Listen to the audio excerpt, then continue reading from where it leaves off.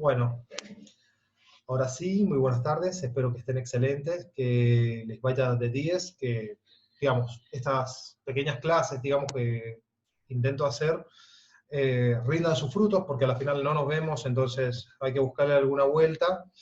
Yo estuve haciendo una serie de pruebas, más que nada con el terciario, y, digamos, por ahí algún video aparte también, y me ha dado buen resultado.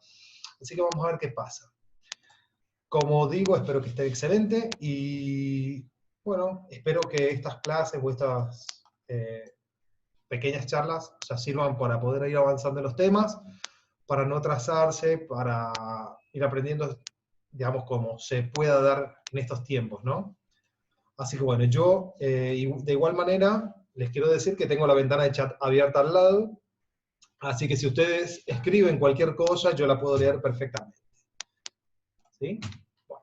Como ya les había anunciado, la idea era que se trabajara con la argumentación, ¿sí? Es para mí la trama que más me importa.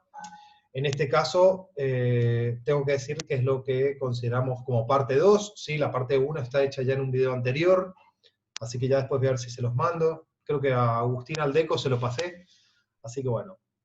Como un breve repaso, y como para que más o menos esté a tono, tengo que decir que la trama argumentativa tiene en su naturaleza la idea de que busca convencer, o sea, lo que quiere la trama argumentativa es convencer a un lector, ¿sí? La vamos a ver muchísimo, muchísimo en publicidades, en propagandas, que no es lo mismo, ¿no? Publicidad está más relacionado a la compra-venta, y la propaganda tiene de fondo un carácter ideológico, ¿sí? Lo vamos a ver en los discursos políticos, en una nota editorial.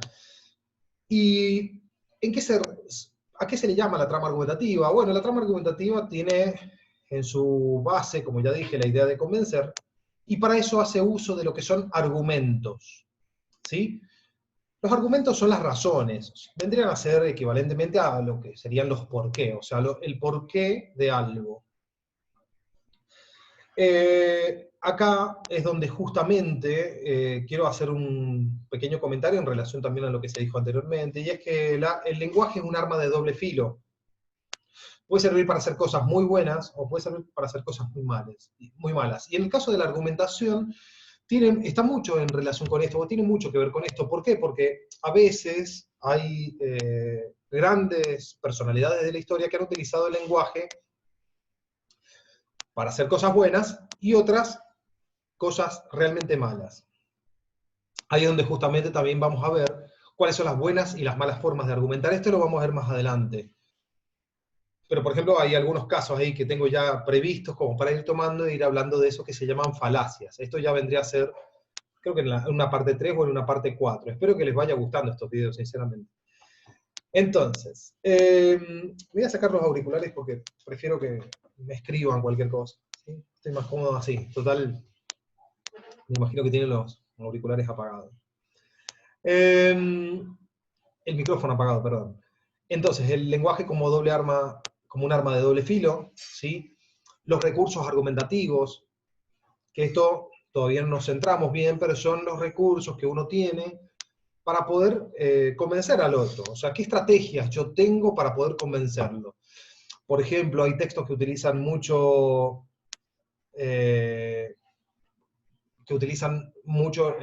algún tipo de estadística, ¿sí? Y acá me pregunta, por ejemplo, de las cosas malas. Por ejemplo, ¿cuáles? Y cosas malas. Y tenemos a Hitler, por ejemplo, que movilizó a toda una población apoyándose en textos de historia, de biología, de filosofía, de literatura, para demostrar la superioridad racial alemana, o aria, mejor dicho, y utilizar eso como herramienta para matar miles y miles y millones de personas, ¿sí?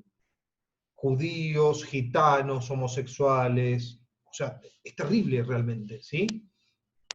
Pensemos hoy en día, con un Trump, ¿no? En Estados Unidos, que dice que la OMS se equivoca y que si al virus, del coronavirus, ¿no? Al COVID-19, si se lo puede matar con antibióticos, no, con antibióticos no, con jabón y con alcohol en gel, que por qué no se inyectan alcohol en las venas o por qué no se inyectan desinfectante, lo cual es una barbaridad. Entonces, ha llevado a Estados Unidos, por ejemplo, a que se provoquen ciertos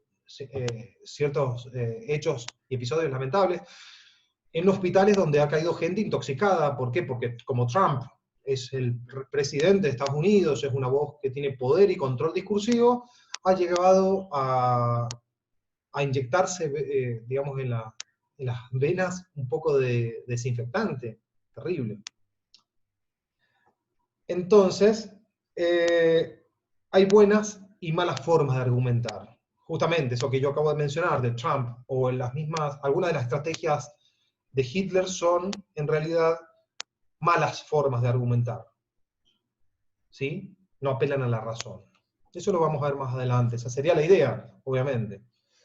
Bueno, yo he traído para hoy algo para comentar muy brevemente de oratoria y retórica. ¿Sí?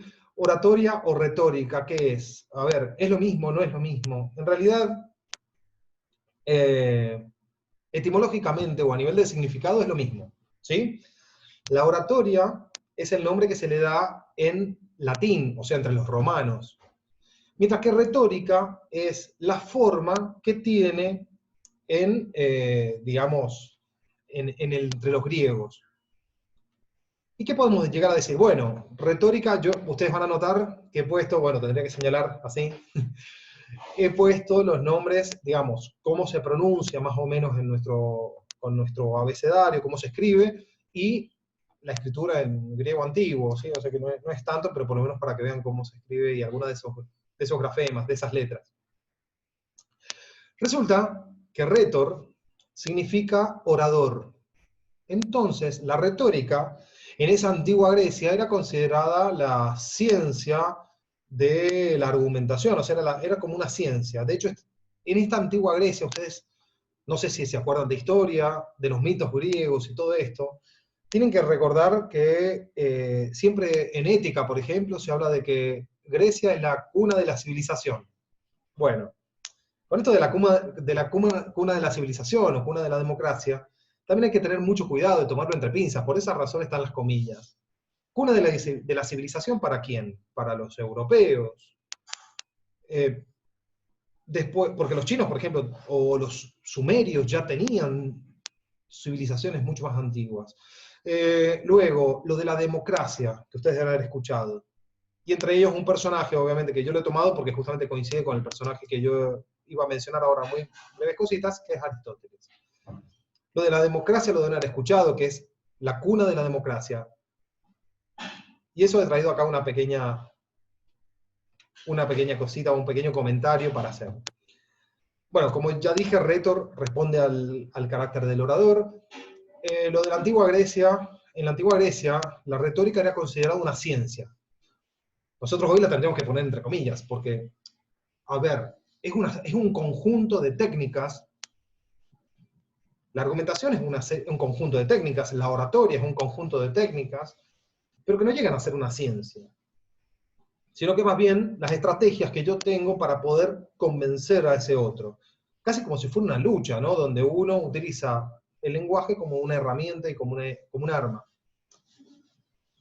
¿Quiénes tenían derecho a voto en la antigua Grecia? Y acá viene por eso la crítica a esto de la democracia. Así que cuando lo lean en un libro de historia tengan cuidado con eso.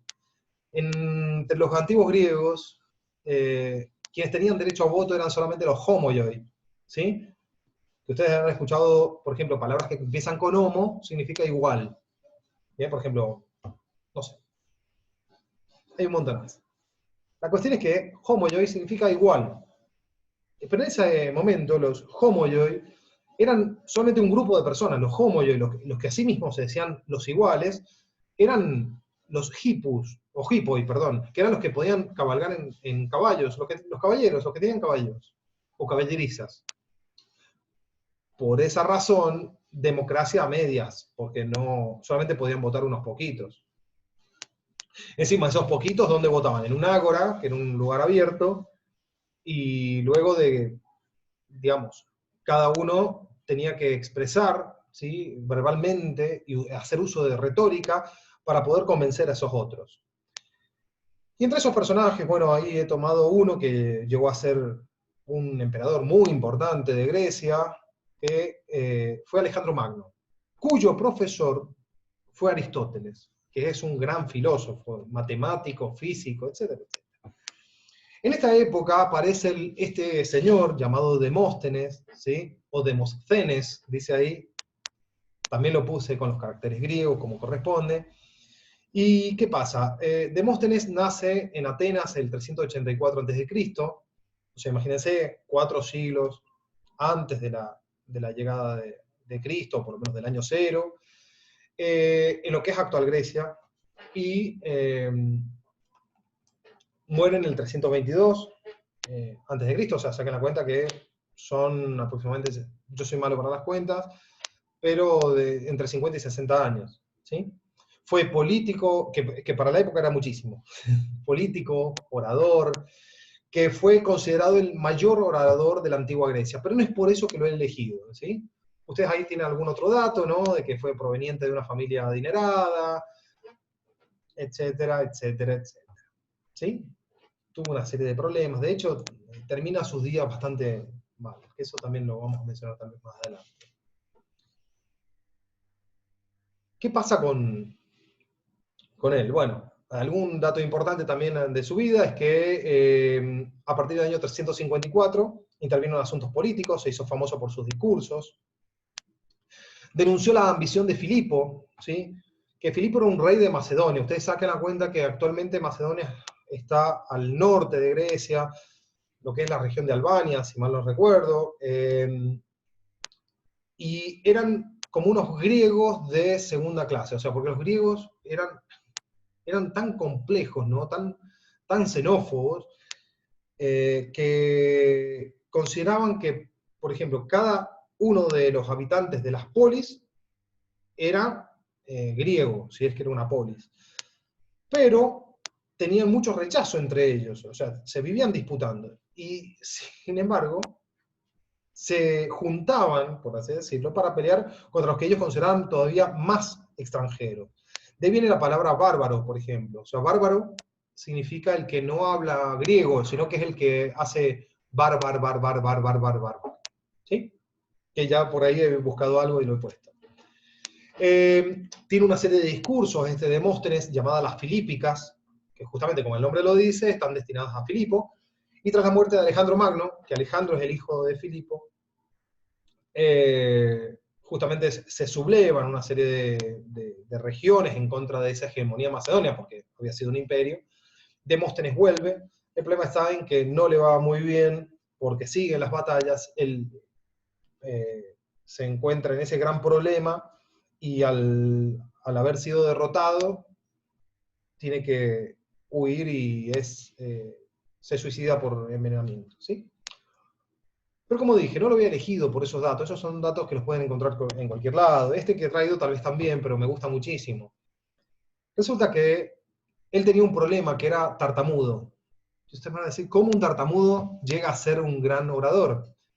Resulta que él se iba a las orillas del mar, ¿sí? O sea, porque imagínense en el ágora, él trataba de pedir la palabra y se le burlaban. Entonces comienza a ir a la orilla del mar para poder expresarse y poder ir regulando la respiración. Y entonces deja de tener ese problema, o sea, logra mantener, por así decirlo, esto es una anécdota, ¿sí? Logra mantener la respiración y poder expresarse de la mejor manera. Entonces, a partir de ahí, cuando imagínense en el ágora, ¿no? Él pide la palabra de nuevo y todos dicen, uy, ahí va a pasar el tartamudo de vuelta, ¿viste? ¿Qué lo vamos a hacer pasar? Cuando le dan la palabra, Demóstenes no se calla más, y Demóstenes me parece en ese sentido, esta anécdota, como una muy bonita historia que demuestra, digamos, que uno no debe darse por vencido, ¿sí? Por más que el mundo esté en contra de uno. Y entonces, por ejemplo, ahí no sé si alcanzan a leer, dice algo así, esto es un fragmento del texto original, ¿sí? Yo lo busqué, cuesta mucho encontrarlo, pero encontré uno de esos textos de de las Filípicas, no, este es el de la, sí, este está creo que sacado, no, perdón, es el de la Corona. Y dice algo así como protonmen o Andres athenaioi, tois theois eusomai, pasicai pasais, osen, eunoian, ejon, ego, diatelo, te polei, kai, bla, bla, bla, bla, bla. Había algunas palabras que ustedes van a ver que yo he subrayado, por ejemplo, Andrés, que no le he subrayado, pero ahí viene el nombre Andrés, significa hombre, ¿no? Y al lado dice athenaioi, tiene que ver con Atenas, o sea, hombres atenienses. Después dice theois, por ejemplo, que tiene que ver con theo, con Dios, ¿sí? Dioses. La palabra ego, que está subrayada ahí, que ustedes van a ver como una E, casi como una G en realidad, un rulito y como una W, pero en realidad es una O larga, es yo, ego. Luego dice polei, la última palabra subrayada, que tiene que ver con polis, que es la ciudad. ¿Bien? Bueno. Este discurso, que es el discurso sobre la corona, es el más importante. Él demuestra, mejor dicho, defiende a un señor llamado Setifonte y comienza a atacar a todos los que estaban de acuerdo con los macedonios, con Filipo, ¿sí? Con el rey de Macedonia, ¿no? Que es todo eso.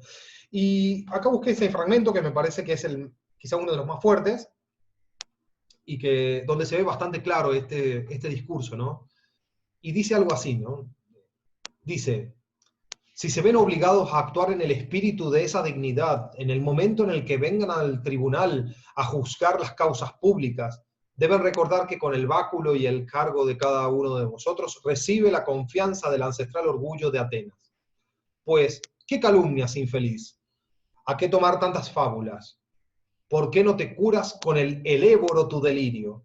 ¿No te afrentas de insertar una acusación por pura envidia, no por delito alguno, y de figurar unas leyes y truncar otras, debiendo leerse enteras todas, sí, todas enteras, a estos que están juramentados para sentenciar según las leyes, y con tal conducta nos vienes a delinear las prendas que debe tener un buen ciudadano, como si hubieras hecho el ajuste de una estatua según tus reglas, después no la hallases con todas las prevenciones que tales reglas previenen, o como si los buenos ciudadanos se hubiesen de medir por las palabras y no por los hechos y la realidad de las cosas.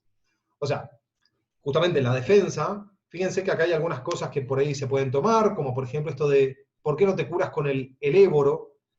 No sé si han visto, si a alguien le gustan los videojuegos, pero por ejemplo, The God of War, en una parte se cura con el éboro, el delirio, ¿no? Que es el mismo Kratos que ha tenido un problema y entonces se tiene que curar con el éboro. Y entonces los critica de que ellos mismos ponen las reglas de juego, ellos mismos ponen la ley, y después se enojan de que no esté correctamente elaborado, si son ellos mismos los que la escribieron. Entonces, ¿cuál es el problema? O sea, el problema es por parte de ellos, ¿sí? Bien, entonces, ¿con qué continuamos? No sé si vamos bien, cualquier cosa, comenten inmediatamente. El último personaje para hoy, y ya para terminar, ¿no? Es este señor romano, o sea, imagínense, el otro era un griego. ¿Se acuerdan de qué año, no? Antes de Cristo. ¿Se acuerdan que eran casi 4 siglos antes de Cristo? Bueno, este no, este ya es más de la época más cercana al mismo Cristo, de hecho, 106 antes de Cristo, y muere en el 43 antes de Cristo. Estamos hablando de la época de César, ¿no? O sea, básicamente, al final, es la época de César, o sea, es la misma época.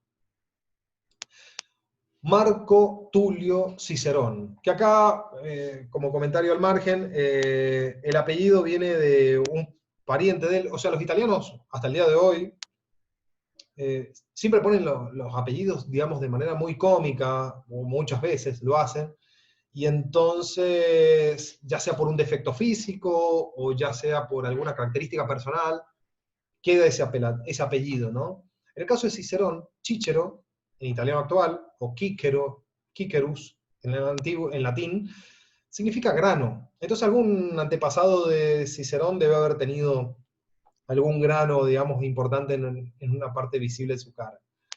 Fue un orador, político, filósofo latino, fue abogado, ¿sí?